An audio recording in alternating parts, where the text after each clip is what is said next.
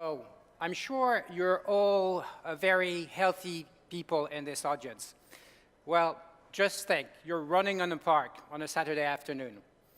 And when you finish running, you take your smartphone out and you see this wonderful ad. Running shoes, the right color, the right size, waiting for you in the shop outside the park. Well, this is not science fiction. This is what we do every day at S4M. Hello, everyone. My name is Fred Joseph. I'm the COO of S4M, and we are transforming traditional advertising, traditional mobile advertising, in what I call customized, valued messages at scale. Our competitive edge is we have a full mobile stack which provides seamless tracking at every stage. We're tracking impression to conversion in a totally transparent and seamless way. Our track record speaks for itself. We have 250 clients plus.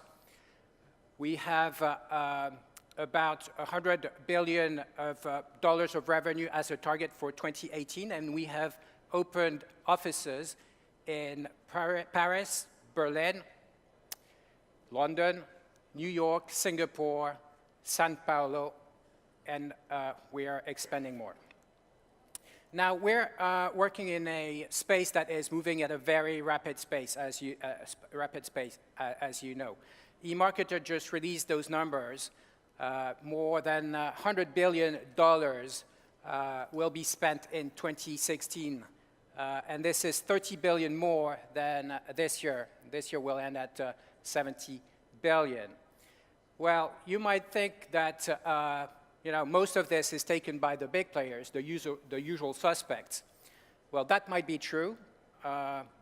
About 70 to 75% of the spend is indeed taken by the big players. But I would say that A, we're not scared of them because we're winning against them every day. And B, even if that's the case, there's still about 25 to 30 billion of dollars to play with, and that's enough for us to grow. So the theme of the conference today is competition. So I thought I would put a slide about competition.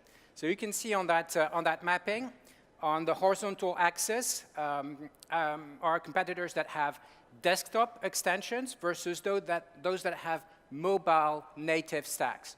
And on the vertical axis, you have competitors that have full mobile stacks versus those who only have one part of the module of the stack, i.e. a DSP, an ad server, or a tracker.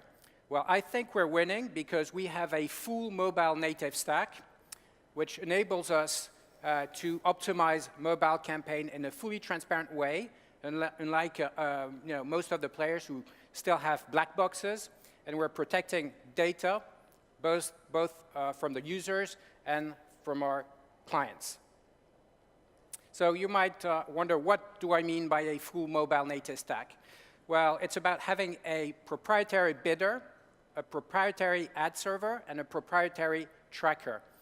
And we are collecting first-party data at every stage of that stack. And we're building DMPs with that first-party data, overlaying third-party data as well. And this enables us to build new standards on the mobile marketplace, in particular the viewability standard. Our viewability standard is 100% pixels loaded plus 1 second. As you might know, the standard on the marketplace at the moment is only 50% pixels loaded plus 1 second, and this is a desktop standard. We are creating a new standard on the marketplace, which is 100% of the pixels loaded plus 1 second, and only charging our clients on that basis. Our technology is currently audited by the MRC, the Media Rating Council in the US. We had the Ernst & Young auditors for 2 weeks in our offices in September, and we're going through the accreditation in January. And we'll be the only mobile company on the marketplace to be accredited by the MRC on all mobile KPIs. Now, you want to see this in action, I suppose. So this is a case study, a subway case study. We actually got, we've been awarded Best a worldwide case study by Subway for 2015. The fast food market is a crowded market as well, with the likes of Burger King and McDonald's. Well, Subway came to us with a very simple brief. They wanted us to drive more people to the restaurants. So how did we do that? We built clusters of fast food eaters, and we had a mechanic of geofencing and day-part targeting, which drove 400,000 visitors to the restaurants in 6 weeks. And we've been able to report in real time with our dashboard to a very granular level by overlaying a heat map to the very locations, the very restaurants where you could see the visits. And this is a case that was ran in France. You can see the map on the left-hand side of your screen.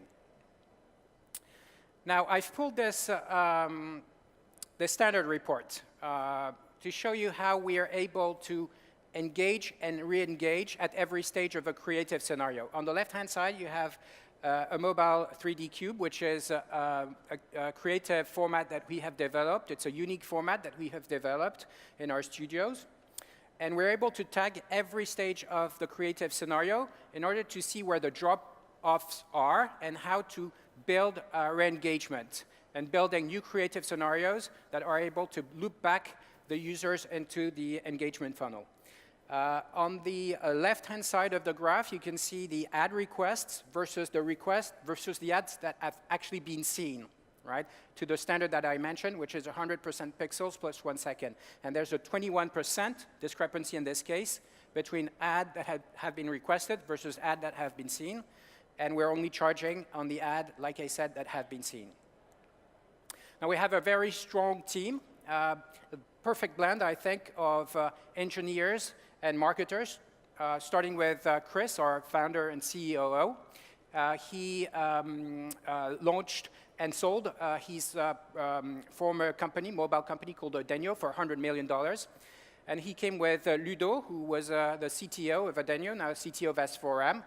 And Ludo has built a worldwide, a team of worldwide stars at S4M, bringing Samuel, who's coming from Criteo. He was the software architect at Criteo.